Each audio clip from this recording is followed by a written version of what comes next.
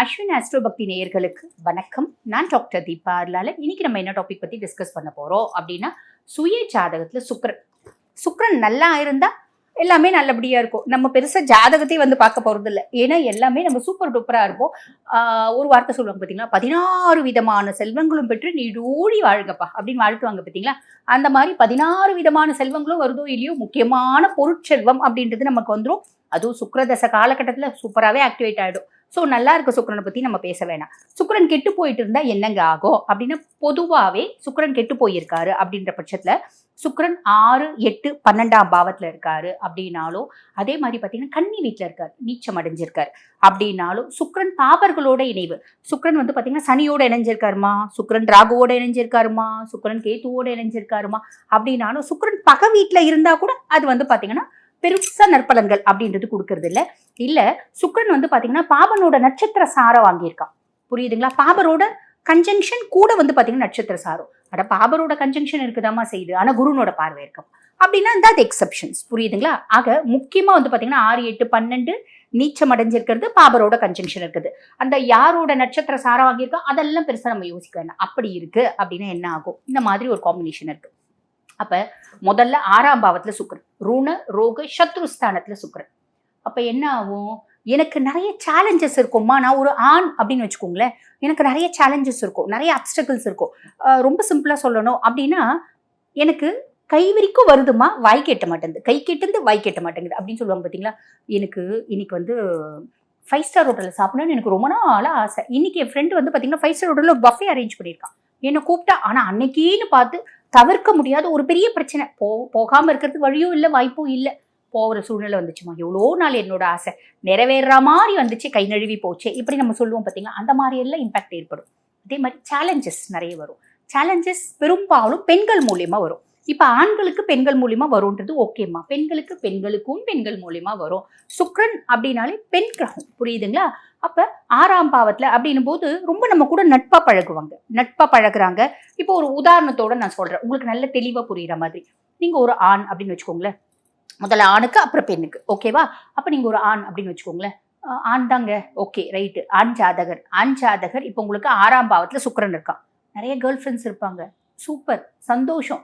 ஆனா அந்த கேர்ள் ஃப்ரெண்ட்ஸ்னால நாலா பக்கமும் பிரச்சனை தான் வரும்.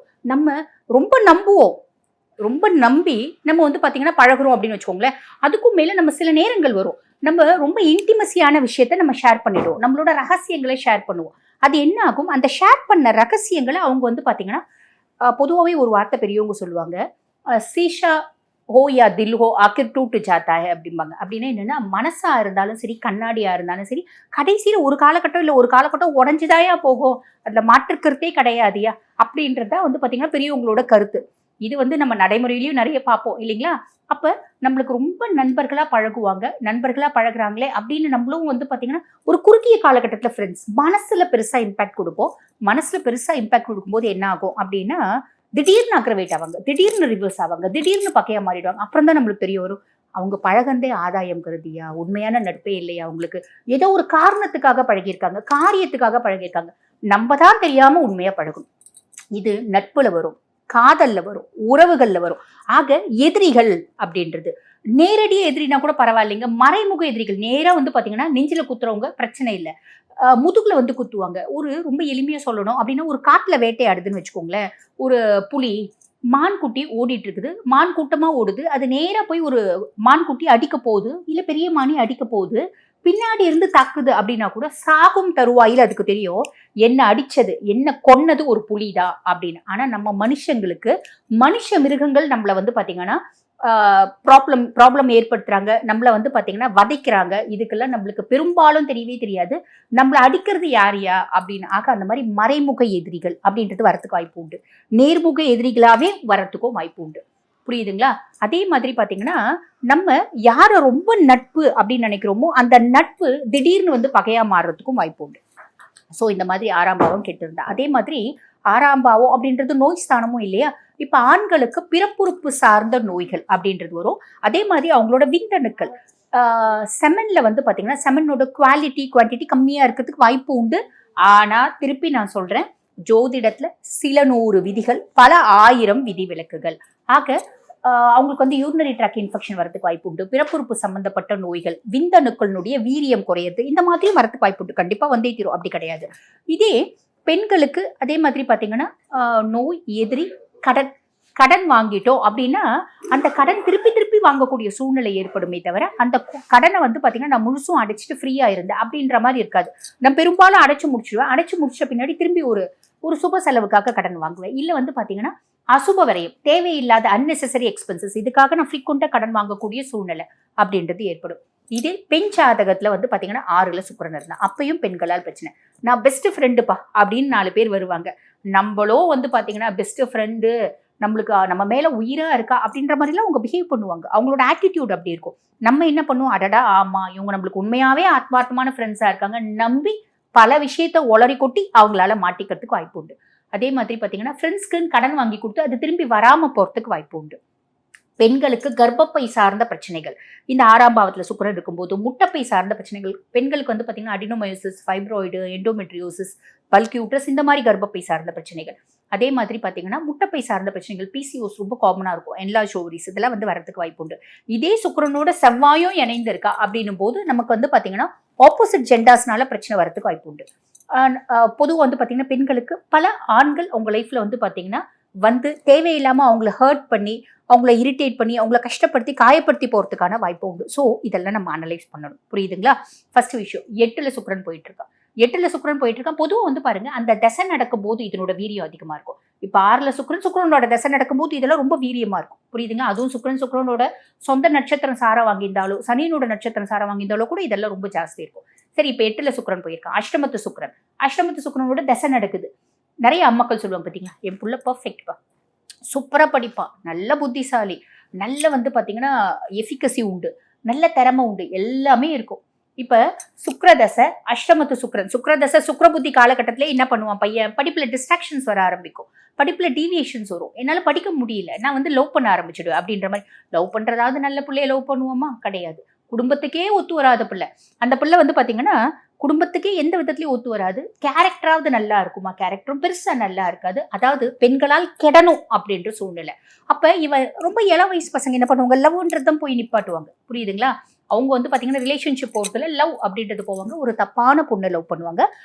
அந்த பொண்ணு வந்து பாத்தீங்கன்னா முழுக்க முழுக்க இவன்கிட்ட ஏதோ ஒரு ஆதாயம் கருதி, ஒன்னு இவன் வசதியான வீட்டு பையனா இருப்பான், இல்ல நல்ல படிச்ச பையனா இருப்பா, இல்ல வசதியான குடும்பமா இருக்கும், இல்ல அப்பா அம்மாக்கு ஒரே பையனா இருப்பா, ஏதோ ஒரு ஆதாயம் கருதி இந்த பையனை ஃபோக்கஸ் பண்ணி டார்கெட் பண்ணி ட்ராப் பண்ணும். இந்த மாதிரி ட்ராப் ஆகிறதுக்கான வாய்ப்பு உண்டு. புரியுதுங்களா? சரி, இப்போ இது இள வயசு பிள்ளைங்களுக்கு சொல்லிட்டீங்க. இப்போ வந்து ஒரு 30+ அதுக்கும் இதே தான் நடக்கும். ஆனா அது லவ்னு சொல்ல முடியாது. அதுக்கும் லவ்னு தான் சொல்றாங்க. அது ரிலேஷன்ஷிப் நோக்கி போகும், எக்ஸ்ட்ரா மேரிட்டல் அஃபேர் நோக்கி போகும். அதாவது 30+ 40 கிட்ட ஆகுது, கல்யாணம் நடக்கல, அப்போ இட் கோஸ் ஃபார் ரிலேஷன்ஷிப். ஆனா அந்த ரிலேஷன்ஷிப் ஒரு டாக்ஸிக் ரிலேஷன்ஷிப்பா இருக்கும். புரியுதுங்களா? திருமணம் ஆயிடுச்சுங்க, எக்ஸ்ட்ரா மேரிட்டல் அஃபேர் அப்படின்ற மாதிரி போகும். இது என்ன ஆகும், குடும்பத்துல ஒரு பெரிய பிரச்சனைகளை நெகட்டிவ் இம்பாக்டை ஏற்படுத்தும். சொசைட்டில ஒரு மரியாதை குறைவு, ஒரு அவசொல் அப்படின்ற மாதிரி ஏற்படும்.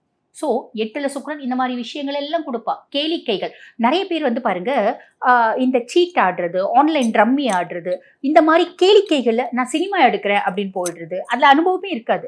நான் சீரியல் எடுக்கிறேன் அப்படின்னு போறது, எல்லாருக்கூடையும் கச்சா முச்சான்னு சுத்துறது, கூட செவ்வாய் ஏதோ ஒரு விதத்துல தொடர்பு இருக்கு அப்படின்னு வச்சுக்கோங்களேன். நம்ம வந்து பாத்தீங்கன்னா சில some sort of sexual disorders வாங்கிக்கிறது, இந்த மாதிரி எல்லாம் வருங்க. ஓகேங்களா? இந்த சுக்கிரன் 8ல அப்படின்னாலே ஒரு நாள் ஃபுல்லும் பேசலாம். பட் இருந்தாலும் உங்களுக்கு லைட்டா சொல்றேன். அப்போ கேளிக்கைகளை மனம் நாட்டும். ரொம்ப சின்ன பிள்ளைங்க அவங்க இதுக்கு ஏற்ற மாதிரி ஸ்கூல் கட் பண்ணிட்டு சினிமாக்கு போடுறது, ஃப்ரெண்ட்ஸோட பீச் போகிறது, அந்த மாதிரி போவாங்க. மத்தியம வயசு நான் வந்து பார்த்தீங்கன்னா ஆன்லைன் ரம்மி ஆடுறேன், நான் முன்னாடியே சொன்ன மாதிரி ட்ரேடிங் பண்ணுறேன், அது பண்ணுறேன், இது பண்ணுறேன்னு போய் ட்ரேடிங்லாம் மொத்தமாக விட்டுட்டு 0 ஆகி நிற்பாங்க. ஸோ இந்த மாதிரி எல்லாம் வரும். எந்த ஒரு விஷயத்தை செய்யறதுக்கு முன்னாடி தயவு செஞ்சு உங்கள் சுய ஜாதகத்தை அனலைஸ் பண்ணிக்கோங்க. நிறைய பேர் ஜாதகம் பார்க்க போகும்போதே கேட்பாங்க, அவங்களுக்கு வந்து சனி தசை இருக்கும், மேடம் நான் ட்ரேடிங் பண்ணுறேன் மேடம். சனியினோட சொந்த நட்சத்திர சாரை வாங்கி போயிருப்பான், அனுஷத்துல போயிருப்போம், மேடம் நான் ட்ரேடிங் பண்றேன் மேடம், ட்ரேடிங் எக்ஸலண்டா இருக்குமா அப்படின்னு கேட்பாங்க. ட்ரேடிங்லாம் பண்ண மொத்தமும் ஊத்திப்பேன் அப்படின்றத சாலிடா சொல்லுவேன். ஸோ இந்த மாதிரி நிறைய விஷயம் நீங்க அனலைஸ் பண்ணிட்டு செய்யறது அப்படின்றது நல்லது. பொதுவாக 8ல சுக்கிரன் இந்த மாதிரி தான் இருக்கும். சரி, அடுத்து 12ல சுக்கிரன் இருக்காமா, அவன் என்ன நட்சத்திரம் சாரா வாங்கியிருக்கா, என்ன வீட்டுல இருக்கா, அதெல்லாம் பெருசா நம்ம யோசிக்கணும். 12ஆம் பாவம் ஆயன சயன போஜன மோட்ச விரயஸ்தானம். அப்ப சுக்கிரன் இருக்கா. சுக்கிரன் என்ன பண்ணுவாரு, ரொம்ப சிம்பிள். எனக்கு என்னை சார்ந்து பல ஆசைகள் இருக்கும், பல யோஜனைகள் இருக்கும், பல வந்து பாத்தீங்கன்னா டிசையர்ஸ் இருக்கும். அந்த டிசையர்ஸ்ல நான் என்ன பண்ணுவேன், ரொம்ப சிம்பிளா நான் வந்து எனக்கு வந்து நல்ல ஒரு கம்ஃபர்டான கார் வேணுங்க, என்னோட வசதி சாதாரண ஒரு 20 லட்சம் ரூபாய் கார் வாங்குற அளவுக்கு தான் இருக்கு அப்படின்னு வச்சுக்கோங்களேன். எனக்கு ஜாக்வார் வாங்கணும்னு ஆசை. என்னோட குவாலிஃபிகேஷன் அப்படி இருக்கு, என்னோட ஒர்க் அப்படி இருக்கு. பியாண்ட் தட் நான் என்ன பண்ணுவேன், கடனை உடனே வாங்கியாவது ஜாக்வார் வாங்கிடுவேன். என் ஃப்ரெண்ட்ஸ் எல்லாம் பெரிய பெரிய கார் வச்சிருக்காங்கப்பா, பென்ஸ் வச்சிருக்காங்க, ரோல்ஸ் ராய்ஸ் வச்சிருக்காங்க, நான் ஒரு ஜாக்வார் கூட வச்சிருந்தேன் எப்படி. அந்த மாதிரி ஒரு எண்ணங்கள் அப்படின்றது நம்மளோட கம்ஃபர்ட் குறித்து நமக்கு ஒரு ஆசைகள் அப்படின்றது பெருசா இருக்கும். லக்ஸரியஸ் டிசையர்ஸ் அப்படின்றது வரும். ஆல்ரெடி வீடு இருக்குங்க, வீடு சூப்பராக தான் இருக்கு, பட் இருந்தாலும் எனக்கு இது வந்து பார்த்தீங்கன்னா பத்தலை. நான் வந்து ரொம்ப கம்ஃபர்ட்டாக ரொம்ப பெரிய லெவலில் ஃபுல்லாக இன்டீரியர் டிசைனர்ஸ் எல்லாம் பண்ணி ஃபுல்லி ஃபர்னிஷ்டு ஹவுஸை நான் அதை மாற்றணும், எக்ஸ்ட்ராடினரியாக அதை நான் பிரம்மாண்டமாக மாற்றணும். பொதுவாகவே 12 சுக்கிரன் இருக்கும்போது நம்மளுக்கு அந்த பிரம்மாண்டத்து மேலே ஒரு ஆசை அப்படின்றது வரும். வெளிநாடு போகலாம், ஆல்ரெடி ஏகப்பட்ட கடன் இருக்குது, கடனை உடனே வாங்கியாவது நான் வெளிநாடு போகணும். எனக்கு கேளிக்கைகள் மேலே நாட்டம் அப்படின்றது இருக்கும். இறை வழிபாடு மேல நாட்டம் இருக்குமா, இறை ஆற்றல் மேல நாட்டம் இருக்குமா, அது வந்து அவர் என்ன நட்சத்திர சார வாங்கியிருக்காரு, ஏதோ ஒரு விதத்துல குரு கனெக்ட் ஆயிருக்காரு, அப்ப அந்த மாதிரி நாட்டங்களும் இருக்கும். புரியுதுங்களா? நான் இங்கேருந்து 10 மலை முருகனை போய் பார்த்துட்டு வரணும்யா, இங்கேருந்து கதிர்காம முருகனை போய் பார்த்துட்டு வரணும்யா, நான் கைலாசநாதரை போய் பார்த்துட்டு வரணும், இந்த மாதிரி எண்ணங்களும் இருக்கும். ஆக இந்த 12ஆம் பாவம் சுக்கிரனும் வந்து பாத்தீங்கன்னா முதல்ல நான் முன்னாடியே சொன்ன மாதிரி எந்த பாவத்துல இருக்காரு, என்ன நட்சத்திர சார வாங்கியிருக்காரு, அதே மாதிரி வீடு கொடுத்தவர் எப்படி இருக்காரு, மேல குருனோட பார்வை இருக்கா, அதே மாதிரி பாபர்னோட கன்ஜங்ஷன் இருக்கா, பல விஷயம் ஆராயணும். இருந்தாலும் 12ஆம் பாவம் சுக்கிரன் அப்படின் போது இந்த மாதிரி விஷயங்கள் நிறைய பேருக்கு வரும். ஏதோ ஒரு விதத்துல செவ்வாய் கனெக்ட் ஆயிட்டா அப்படின்னா படுக்கை சுகத்துல நாட்டம் அதிகரிக்கும். புரியுதுங்களா? அந்த படுக்கை சுகம் அப்படின்றது எப்படின்னா லீகலி இல்லாம இல்லீகலா, எக்ஸ்ட்ராமரிட்டல் அஃபேர், இந்த மாதிரியும் நிறைய பேருக்கு போறதுக்கு வாய்ப்பு உண்டு. இல்லைங்க இது வரைக்கும் திருமணம் ஆகல, ரிலேஷன்ஷிப்பை நோக்கி போகும்.